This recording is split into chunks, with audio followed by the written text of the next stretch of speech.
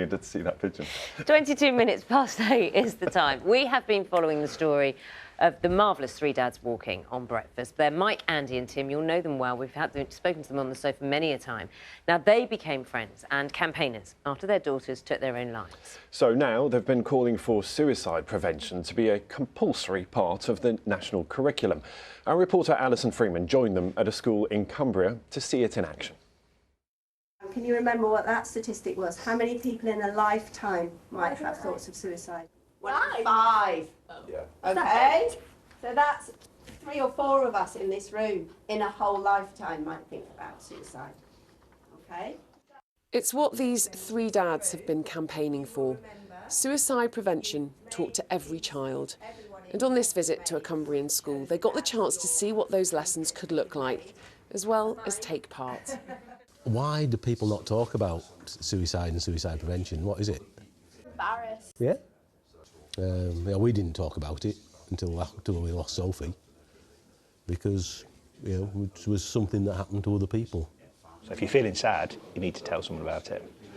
Yeah, because we all wish our daughters had told someone about it. If Bethy had known how to reach out, and this is the important bit, I think she'd still be here now. Tim, Andy and Mike, the three dads walking, each lost a daughter to suicide.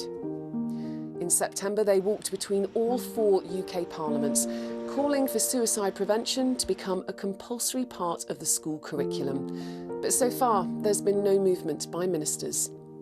I want you to be thinking about which teachers you might go to today in school if you need to talk. The course being taught here in Alston has been developed by the Cumbrian charity Every Life Matters.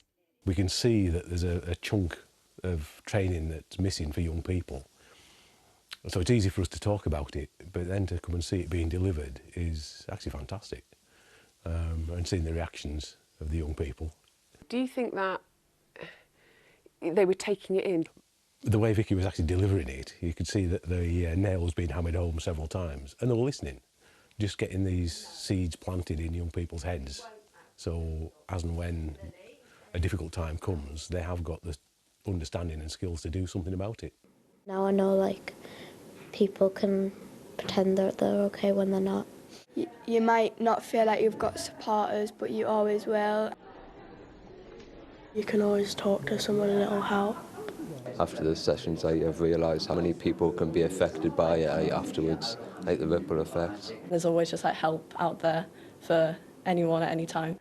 You could see your own daughters in them, and you just think, crikey, at least these young people are getting some of the skills that I wish we'd had and I wish Emily had. And just the signposting, that's so important. Just what we've been talking about for the last year and a bit. I spoke to my group very directly about Beth. You know, she wasn't much older than them. She had everything to live for, you know, and the possibility that being teenage and impulsive had played a massive part in taking her own life. It's that sometimes short-time despair that can make all the difference between life or death. Obviously, you go on social media and you see these expectations, and then you're in school and it's the pressure of exams and you've got to do well. It's like never escaping, really. And it's helped, like, being able to, like, learn the telltale signs of if someone else is struggling as well. It's kind of been a game changer, really. You kind of, like, know how to, like, respect other people, and you know how to, like, talk to other people about yourself as well. It's important to be able to spot it in people so you can help them, you know, because you wouldn't want to see your friend in a hard place. You would never want to be without them, basically. So. In a statement, the government told us that all children are taught about mental health, including topics relating to suicide prevention, and that schools can teach age-appropriate lessons about suicide where they think it's necessary. This charity's aim, though, is to roll out these lessons across the whole of the county of Cumbria.